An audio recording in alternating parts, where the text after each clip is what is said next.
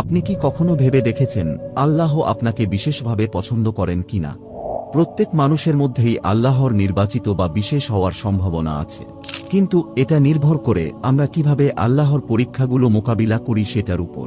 ইসলামে পরীক্ষা মানেই শাস্তি নয়, বরং এটি আল্লাহর ভালোবাসার একটি নিদর্শন। তিনি যাকে ভালোবাসেন তাকে পরীক্ষা করেন, কারণ এই পরীক্ষার মধ্য দিয়েই মানুষ আত্মিকভাবে আরও শক্তিশালী হয়, ঈমান দৃঢ় হয় এবং আল্লাহর কাছে আরও প্রিয় হয়ে ওঠে। এই দুনিয়ার জীবন সহজ নয়। কঠিন সময়, দুঃখ, কষ্ট, হতাশা সবই আমাদের জীবনের অংশ। কখনো কখনো মনে হয় আর পারব না, সবকিছু শেষ হয়ে গেছে। কিন্তু চিন্তা করুন, যদি এই কঠিন পরীক্ষাগুলোই আপনাকে আল্লাহর আরও কাছে নিয়ে যায়। এই চ্যালেঞ্জগুলো কেবল আপনার জন্য বাধা নয়, এগুলো আপনার আত্মাকে পরিশুদ্ধ করার, ঈমানকে মজবুত করার এবং আল্লাহর রহমত পাওয়ার সুযোগ। আজকের ভিডিওতে আমরা আলোচনা করব 7টি কঠিন আধ্যাত্মিক পরীক্ষা সম্পর্কে, যা প্রায় প্রত্যেক মুমিনের জীবনে আসে, এবং আরও আলোচনা করব কেন এই পরীক্ষাগুলোই আমাদের জন্য সবচেয়ে গুরুত্বপূর্ণ হতে পারে। এই জীবন অন্যদের কাছে পছন্দনীয় হওয়ার জন্য নয়, বরং আল্লাহর পরীক্ষাগুলোকে সফলভাবে পেরোনোর জন্যই এই জীবন। আর সত্যিকারের সফলতা এখানেই। 1. কঠিন সময়ে ধৈর্যের পরীক্ষা। আমরা সবাই কখনো না কখনো এই পরিস্থিতির মধ্যে পড়েছি। জীবন যখন মসৃণভাবে চলছিল, সবকিছু সঠিকভাবে মিলছিল এবং মনে হচ্ছিল যে আমরা সবকিছু নিয়ন্ত্রণে রেখেছি, তখন আমরা প্রায়ই আল্লাহকে ভুলে যাই।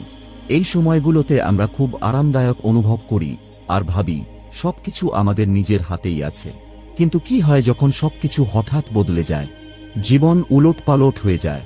তখন মনে হয় যেন সবকিছু ভেঙে পড়ছে। এই সময়টাতেই ধৈর্যের আসল পরীক্ষা হয়। এখন পরিষ্কার করে বলি, ধৈর্য শুধুমাত্র দারিদ্র্য বা সংগ্রামরত মানুষের জন্য নয়। ধৈর্য শুধুমাত্র তাদের জন্য নয় যারা স্পষ্টভাবে কষ্টের মধ্যে আছেন।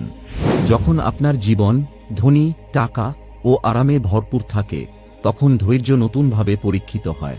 তখন দেখা যায় আপনি কি কৃতজ্ঞ থাকতে পারছেন, নাকি ভুলে যাচ্ছেন আল্লাহকে। কতজন মানুষ সুখের মুহূর্তে আল্লাহকে বেশি বেশি স্মরণ করে? আমরা প্রায়ই অভিযোগ করি, কিন্তু যদি সেই সময়টা আমরা শুকরিয়া আদায় করতাম। আসল পরীক্ষা আসে তখন যখন সহজ পথটি একেবারে কঠিন হয়ে যায়। ঠিক তখনই বোঝা যায় আমরা সত্যিই আল্লাহর উপর নির্ভর করি কিনা। সাধারণত মানুষ কষ্ট পেলে আল্লাহকে ডাকে, কিন্তু যখন জীবন স্বাভাবিকভাবে চলে, তখন আমরা কতটা আল্লাহর কথা মনে রাখি? কুরআনে আল্লাহ বলেন, হে বিশ্বাসীগণ, ধৈর্য ও নামাজের মাধ্যমে সাহায্য প্রার্থনা করো, নিশ্চয় আল্লাহ ধৈর্যশীলদের সাথে আছেন। এই আয়াত আমাদের মনে করিয়ে দেয় কোনো অবস্থাই স্থায়ী নয়। আপনি কষ্টে থাকুন বা সুখে, আল্লাহ আপনাকে দেখছেন। আপনি যে কোনো পরীক্ষার মধ্যে থাকুন না কেন, আল্লাহর দয়া সর্বদা বড়। ধৈর্য মানে শুধু কষ্ট চুপচাপ সহ্য করা নয়, এটি মানে ভালো সময়ে কৃতজ্ঞ থাকা এবং কঠিন সময়ে আশা না হারানো। যদি আপনি ধৈর্য ধরতে শিখতে পারেন, সুখে দুঃখে যে কোনো পরিস্থিতিতে, তাহলে আপনি সত্যিকারের সফল। আপনি আধ্যাত্মিকভাবে বৃদ্ধি পাচ্ছেন এবং আল্লাহ আপনাকে আপনার প্রতিটি মুহূর্তের জন্য পুরস্কৃত করছেন, কারণ আল্লাহ ধৈর্যশীলদের পুরস্কৃত করেন এই দুনিয়াতেও আর আখিরাতেও। 2. একাকিত্ব ও ভুল বোঝাবুঝির পরীক্ষা। একটি খুবই কঠিন আধ্যাত্মিক পরীক্ষা হল যখন আপনি অনুভব করেন যে আপনি একা। আপনার কথা কেউ বুঝতে পারে না, কখনো কখনো কাছের মানুষও আপনার অনুভূতি বুঝতে চায় না। এটাই এক ধরনের পরীক্ষা। এমন অনুভূতি আসতে পারে যে আপনি একাই কোনো কিছু পার করছেন, আর কখনো কখনো আপনাদের কাছের মানুষগুলো আপনার পরিস্থিতি বুঝতে পারে না। তারা বুঝে না কেন আপনি কিছু সিদ্ধান্ত নিচ্ছেন বা কেন আপনি কিছু মানুষ বা বিষয় থেকে দূরে সরে আসছেন। এমন একাকিত্বের অনুভূতি অনেক সময় অত্যন্ত তীব্র হতে পারে, তবে এটি এক ধরনের গুরুত্বপূর্ণ পরীক্ষা যা আল্লাহ আমাদের দেন। আপনার কিছু সিদ্ধান্ত মানুষ পছন্দ করবে না, আপনার পথ সবার কাছে গ্রহণযোগ্য নাও হতে পারে। আপনি হয়তো এমন কিছু থেকে দূরে সরে আসছেন যা আল্লাহর সন্তুষ্টির জন্য জরুরি, কিন্তু অন্যরা সেটা বুঝতে পারছে না। এটাই সেই কঠিন মুহূর্ত যখন মনে হবে আপনি একা। কিন্তু আসল সত্য কি? একাকিত্ব মানে আপনি একা নন। এটি আসলে একটি সুযোগ, এবং এই সময়টা আপনার জন্য আল্লাহর সাথে সম্পর্ক আরও গভীর করার সময়। এটি এমন একটি সময় যখন আপনি ভুল বোঝা কিংবা একাবোধ করেন, আর আপনার সুযোগ তৈরি হয় আল্লাহর সাথে সম্পর্ক গভীর করার। যখন মানুষ আপনাকে বোঝে না, তখন আল্লাহর কাছে ফিরে যান। যখন চারপাশের পৃথিবী অস্পষ্ট হয়ে যায় তখন আল্লাহর দিকে তাকান। মনে রাখুন, নবী মুহাম্মদ সাল্লাল্লাহু আলাইহি ওয়াসাল্লামকেও ভুল বোঝা হয়েছিল। এমনকি যারা তার সবচেয়ে কাছের ছিলেন তারাও তাকে ভুল বুঝেছিল। তিনি হেরা গুহায় একাকী ছিলেন, যেখানে তিনি সমাজ থেকে বিচ্ছিন্ন হয়ে প্রথম ওহী পেয়েছিলেন। যদিও তিনি একাকী ছিলেন এবং প্রত্যাখ্যাত ছিলেন, তবুও সেই মুহূর্তটি ছিল তার পুরো দাওয়াতের ভিত্তি, যা আল্লাহ তার প্রতি নির্ধারণ করেছিলেন। আর ঠিক সেই মুহূর্ত থেকেই বদলে গেল পুরো পৃথিবী। তাহলে আপনি কেন ভয় পাবেন? এটি বুঝতে হবে, এই একাকিত্বের পরীক্ষা শুধুমাত্র শারীরিক একাকিত্বের কথা নয়। এটা হলো সেই অনুভূতি যখন আপনি আপনার আশেপাশের লোকদের থেকে বিচ্ছিন্ন হয়ে যান, কারণ আপনি এমন এক পথ অনুসরণ করছেন যা সবাই বুঝতে পারে না। এটি হলো বিশ্বাসে দৃঢ় থাকা, আল্লাহর প্রতি ভরসা রাখা এবং আপনার অজানা মুহূর্তগুলোতে জানানো যে আল্লাহ আপনার সাথে আছেন। এই মুহূর্তগুলোতে মনে রাখবেন কুরআনের এই আয়াত, আর আমি নিশ্চয়ই মানুষকে সৃষ্টি করেছি এবং তার অন্তরের গোপন কথাগুলো জানি, এবং আমি তার ঘাড়ের শিরার থেকেও নিকটবর্তী। এই আয়াতও আমাদের মনে করিয়ে দেয় যে যতই আমরা একা বা বিচ্ছিন্ন অনুভব করি না কেন, আল্লাহ আমাদের সবচেয়ে কাছেই আছেন। তাই মনে রাখুন, আপনি একা নন। আল্লাহ সব দেখছেন, আল্লাহ আপনার কষ্ট জানেন, আর আল্লাহ আপনার প্রতিটি পদক্ষেপের সাক্ষী। তাই ধৈর্য ধরুন, আল্লাহর উপর ভরসা রাখুন। এই সময়টাকে কাজে লাগান নিজের ঈমান আরও শক্তিশালী করতে। একদিন আপনি বুঝবেন, এই একাকিত্বই ছিল আপনার জীবনের সবচেয়ে বড় নিয়ামত। ৩. নিয়ন্ত্রণ হারানোর পরীক্ষা। আমাদের জীবনের সবচেয়ে কঠিন আধ্যাত্মিক পরীক্ষাগুলোর একটি হল নিয়ন্ত্রণ হারানোর পরীক্ষা। এমন সময় আসে যখন মনে হয় জীবনের সবকিছু হাতের বাইরে চলে যাচ্ছে। আপনি যতই চেষ্টা করুন না কেন, কিছুই ঠিক হচ্ছে না। ব্যক্তিগত সমস্যা, পারিবারিক জটিলতা বা এমন কোনো পরিস্থিতি যা আপনার সামর্থ্যের বাইরে চলে গেছে, এগুলোই এই পরীক্ষাগুলোর অংশ। এই পরীক্ষাগুলো আমাদের সীমারেখায় ঠেলে দেয়, কারণ আমরা চাই সবকিছু আমাদের নিয়ন্ত্রণে থাকুক, কিন্তু খুব দ্রুতই বুঝতে পারি যে নিয়ন্ত্রণ সবসময় আমাদের হাতে থাকে না। এটাই সেই সময় যখন আপনাকে নিজের ওপর থেকে ভরসা সরিয়ে আল্লাহর পরিকল্পনার ওপর নির্ভর করতে হবে। কঠিন ব্যাপার হল, নিয়ন্ত্রণ হারানোর এই অনুভূতি অনেকের জন্য ভয়ঙ্কর হতে পারে, কিন্তু এই আত্মসমর্পণের মধ্যেই আপনি প্রকৃত তাওয়াক্কুল বা আল্লাহর ওপর ভরসা শিখতে পারবেন। আর সব সময় আপনার চেষ্টা চালিয়ে যাবেন, কিন্তু ফলাফলের জন্য আল্লাহর ওপর নির্ভর করবেন। আমাদের প্রিয় নবী মুহাম্মদ সাল্লাল্লাহু আলাইহি ওয়াসাল্লাম নিজেও এই পরীক্ষা সম্মুখীন হয়েছেন, বিশেষ করে যখন তার নিজ জাতি তাকে প্রত্যাখ্যান করেছিল এবং তার নিজের মানুষগুলোই তার বিরুদ্ধে দাঁড়িয়েছিল। সবকিছু তার নিয়ন্ত্রণের বাইরে চলে যাওয়ার এমন পরিস্থিতিতেও তিনি সবসময় দৃঢ় ছিলেন আর আল্লাহর পরিকল্পনার ওপর ভরসা রেখেছিলেন। আল্লাহ কুরআনে বলেন, বলুন, আমাদের কখনোই এমন কিছু হবে না যা আল্লাহ আমাদের জন্য নির্ধারণ করে দেননি। তিনি আমাদের অভিভাবক এবং মুমিনদের উচিত তারই উপর ভরসা রাখা। এই আয়াত আমাদের মনে করিয়ে দেয় যে যখন আমরা অসহায় বোধ করি, তখনও আল্লাহ আমাদের রক্ষক আর তিনিই আমাদের অভিভাবক। এই পরীক্ষার মূল শিক্ষা হল আত্মসমর্পণ। আপনি সবসময় পরিস্থিতি নিয়ন্ত্রণ করতে পারবেন না, তবে আপনি সবসময় আল্লাহর ওপর ভরসা করতে পারবেন। যখন আপনি আল্লাহর পরিকল্পনার ওপর সত্যিকার অর্থে নির্ভর করতে শিখবেন, তখন আপনার মন থেকে অস্থিরতা দূর হবে। আপনি নিজের চিন্তার ভার কমাতে পারবেন এবং বুঝতে পারবেন যে আপনার দায়িত্ব চেষ্টা করা আর চূড়ান্ত ফলাফল আল্লাহর হাতে। এটাই সেই জায়গা যেখানে প্রকৃত আধ্যাত্মিক উন্নতি ঘটে। ৪. জীবনের অনিশ্চয়তার পরীক্ষা। আমরা সবাই চাই জীবন যেন পরিকল্পনা অনুযায়ী চলে, কিন্তু বাস্তবতা ভিন্ন। জীবন সবসময় সহজ হয় না। অনেক সময় মনে হয় সব প্রচেষ্টা ব্যর্থ। একটার পর একটা বাধা আসে। আপনি হয়তো ভাবছেন, আমি কি ভুল করছি? আমি কি আদৌ এই পথের জন্য যথেষ্ট? কিন্তু এই অনিশ্চয়তাই আপনার সবচেয়ে বড় পরীক্ষা। এটি শুধু ধৈর্য আর ঈমানের পরীক্ষা নয়, এটি আপনার শক্তি ও উন্নতির সুযোগ। সব প্রশ্নের উত্তর সঙ্গে সঙ্গে পাওয়া যায় না। আমরা ভাবি সবকিছুর উত্তর এখনই জানা দরকার, কিন্তু বাস্তবে অনেক ঘটনার অর্থ আমরা পরে কোন একটা সময় গিয়ে বুঝি। আল্লাহ আমাদের জন্য যা ঠিক করে রেখেছেন তা আমরা সব সময় বুঝতে পারি না। আল্লাহ কুরআনে বলেন, তোমরা অনেক কিছু অপছন্দ করতে পারো যা তোমাদের জন্য কল্যাণকর, আর অনেক কিছু ভালোবাসতে পারো যা তোমাদের জন্য ক্ষতিকর। আল্লাহ জানেন আর তোমরা জানো না। এখানেই আসল পরীক্ষা। আপনি কি সবকিছুর উত্তর জানার আগেও আল্লাহর উপর ভরসা করতে পারবেন? আপনি কি অনিশ্চয়তার মাঝেও ঈমান ধরে রাখতে পারবেন? শান্তি আসে আল্লাহর ওপর ভরসা করার মাধ্যমে। আমরা চাই সবকিছু আমাদের নিয়ন্ত্রণে থাকুক, কিন্তু যখন জীবন আমাদের পরিকল্পনা অনুযায়ী চলে না, তখন হতাশা চলে আসে। আসলে আসল শান্তি তখনই আসে যখন আমরা বুঝতে পারি সবকিছু নিয়ন্ত্রণে রাখা সম্ভব নয়।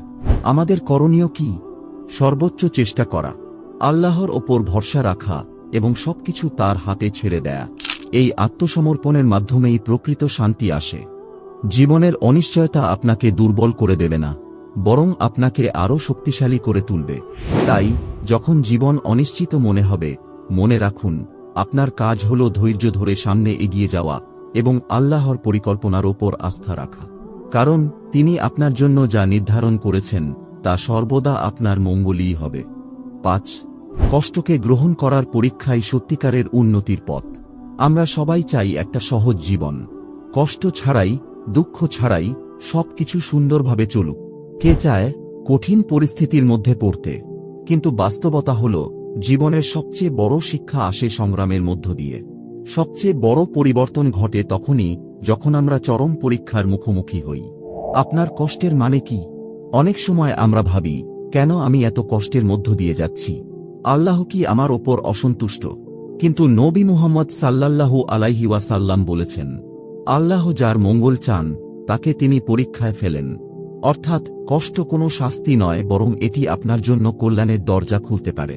পরীক্ষাগুলো আসলে সুযোগ। আমরা অনেক সময় জীবনের পরীক্ষাগুলোকে বোঝা মনে করি, কিন্তু আল্লাহর পরিকল্পনা আমাদের চেয়ে অনেক বড় এবং অনেক গভীর।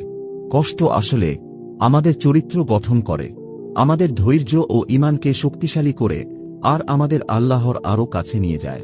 আপনি যদি পেছনে ফিরে দেখেন, দেখবেন সবচেয়ে কঠিন সময়গুলোই আপনাকে সবচেয়ে বেশি শিক্ষা দিয়েছে। সেই কষ্টই আপনাকে আরও শক্তিশালী করে তুলেছে। কষ্ট কি সত্যিই দরকার? আমরা চাই জীবন সব সময় সহজ হোক, কিন্তু কোনো পরীক্ষা ছাড়া প্রকৃত শক্তি ও বিশ্বাস তৈরি হয় না। একবার ভাবুন, একজন ক্রীড়াবিদ কি কঠিন অনুশীলন ছাড়া সফল হতে পারে? একটি গাছ কি ঝড় বৃষ্টি সহ্য না করে শক্ত হতে পারে? তেমনি আমাদের জীবনেরও পরীক্ষা দরকার, যাতে আমরা আরও শক্তিশালী ও পরিপূর্ণ হতে পারি। আপনার বর্তমান কষ্টের মধ্যে বরকত আছে। হয়তো এখন আপনি বুঝতে পারছেন না এই কষ্টের পিছনে আপনার জন্য কি কল্যাণ লুকিয়ে আছে, কিন্তু একদিন আপনি ফিরে তাকিয়ে দেখবেন এটাই ছিল আপনার জীবনের সবচেয়ে বড় রহমত। তাই যখন কঠিন সময় আসবে, মনে রাখুন, এই পরীক্ষা আপনাকে আরও শক্তিশালী করছে।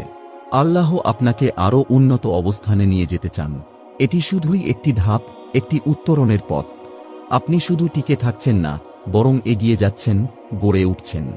সুতরাং ধৈর্য ধরুন, আল্লাহর পরিকল্পনার ওপর ভরসা রাখুন এবং সামনে এগিয়ে যান। 6. সফলতার মাঝে বিনয়ী ও সংযমী থাকা।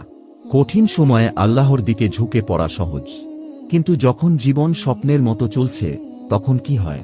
প্রকৃত পরীক্ষা শুরু হয় তখনই যখন আপনি সফল হন।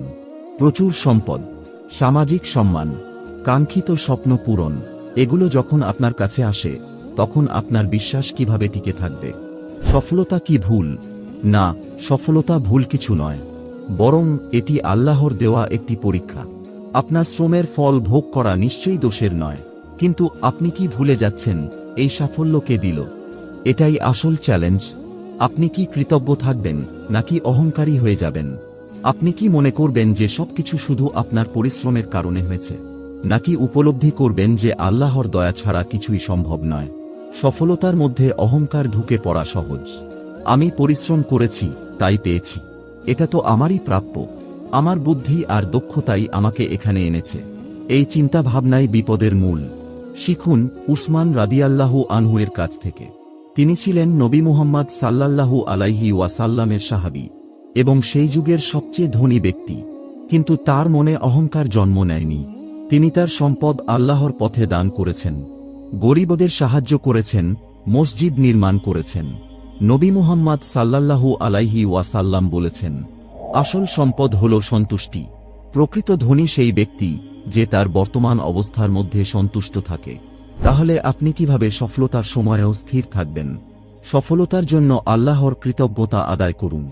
অহংকারকে দূরে রাখুন, কারণ আপনার প্রতিটি অর্জনই আল্লাহর দয়া। আপনার প্রাপ্তি দিয়ে অন্যদের সাহায্য করুন। আপনার সাফল্যকে আল্লাহর পথের জন্য ব্যবহার করুন। সফলতা খারাপ কিছু নয়, কিন্তু সফলতার সময় আল্লাহকে ভুলে যাওয়া, এটাই আসল বিপদ।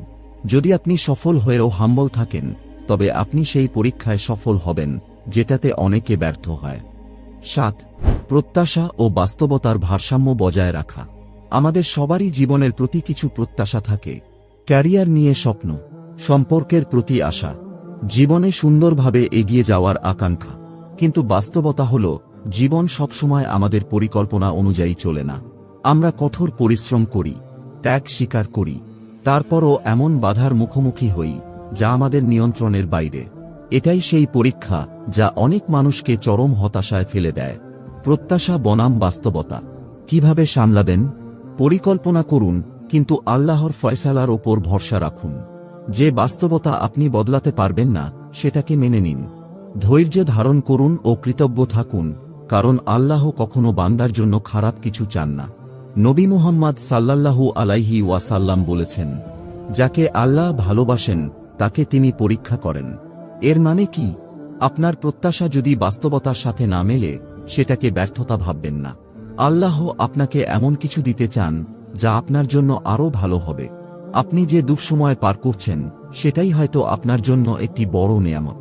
আল্লাহর ওপর আস্থা রাখুন, কারণ তিনি তা জানেন যা আমরা জানি না। কুরআনে আল্লাহ বলেন, তোমরা কোনো কিছু অপছন্দ করতে পারো, অথচ সেটাই তোমাদের জন্য কল্যাণকর হতে পারে। আমরা হয়তো জানি না কেন কোনো কষ্ট আমাদের জীবনে এসেছে, কিন্তু যদি আমরা ধৈর্য ধরতে পারি, তাহলে সেই কষ্ট একদিন আমাদের জন্য রহমত হয়ে উঠবে। আপনার প্রতিক্রিয়াই আসল পরীক্ষা। জীবন আপনার পরিকল্পনা অনুযায়ী না চললে কি করবেন? অভিযোগ করবেন? হতাশ হয়ে সব ছেড়ে দেবেন? নাকি ধৈর্য ধরে আল্লাহর পরিকল্পনায় ভরসা রাখবেন? আপনার বিশ্বাস তখনই প্রকৃত পরীক্ষা দেয়, যখন জীবন কঠিন হয়ে যায়। যে ব্যক্তি আল্লাহর ওপর ভরসা রাখতে জানে, সে কোনো অবস্থাতেই ভেঙে পড়ে না। প্রত্যাশা ও বাস্তবতার ফারাক মানেই ব্যর্থতা নয়। এটি আল্লাহর দেওয়া একটি সুযোগ, যা দেওয়া হয় আপনার ঈমানকে আরও শক্তিশালী করার জন্য। যে কোনো পরিস্থিতিতে আল্লাহর ওপর আস্থা রাখুন। জেনে রাখুন, এই পরীক্ষার পেছনে এক মহান উদ্দেশ্য রয়েছে। প্রিয় ভাই ও বোনেরা, এই ভিডিওটি কি আপনার মনে দাগ কেটেছে? তাহলে বলুন, ইয়া আল্লাহ, আমাকে আমার পরীক্ষাগুলোতে দৃঢ় রাখুন। আল্লাহ আমাদের সবাইকে ধৈর্য, কৃতজ্ঞতা ও ঈমানের শক্তি দান করুন। আমিন।